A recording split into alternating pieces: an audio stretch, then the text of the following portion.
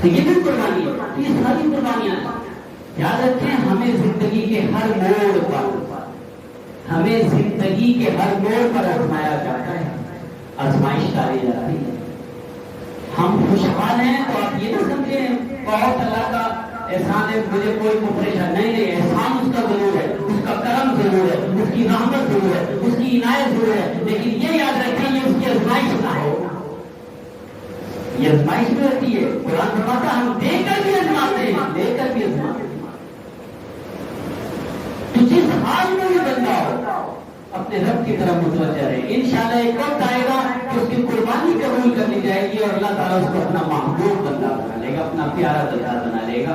قربانی کا موسم ہے، دل کھول کر اللہ کی بارگاہ میں قربانیاں پیش کرے، دل کھول کر۔ جتنا اللہ تعالیٰ نے آپ کو توفیق دی، اپنی توفیق کو اس کی بارگاہ میں آ کر لوگوں سے نہ بیان کرتے ہیں میں 8 لاکھ کی لایا ہوں، میں 10 لاکھ کی لایا ہوں، میں 3 لاکھ کی لایا ہوں، لوگوں سے بیان نہ کرے اپنے رب سے، مولا میرے پاس اتنی رقم تھی میں تیرے لیے اتنے کا لایا۔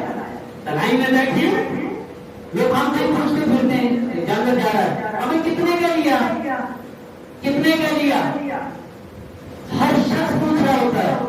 میں نے کبھی اتنے جانوروں کے پاس سے آپ کی قریب ہوئے تو کبھی آپ لوگوں سے میں نے پوچھا آپ کے جانور میں ہاتھ پھیر کے چلا جاتا، کبھی پوچھا کتنے کا لیا؟ کیوں پوچھو؟ مال کسنا کس کا ہے میرے رب کا، دیا کس نے میرے رب نے، تم دے کس کے کس کو رہے ہو میرے رب کو، تو میں مجھ سے کیوں پوچھتا ہوں کتنے کا لیا؟ مال اللہ کے لیے جتنے کا لیا مجھے اللہ نے جتنی توفیق دی میں اتنی لے آیا۔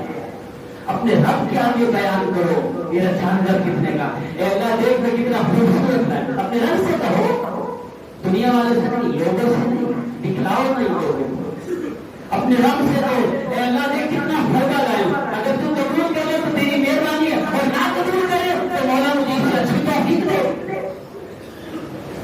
تو قربانیاں پیش کرو ٹھیک ہوگی لیکن اپنے رب کے، اپنے رب کے، اپنے رب کی۔ اللہ تعالیٰ دعا کہ اللہ تعالیٰ ہماری قربانیوں کو قبول فرمائے، وما توفیقی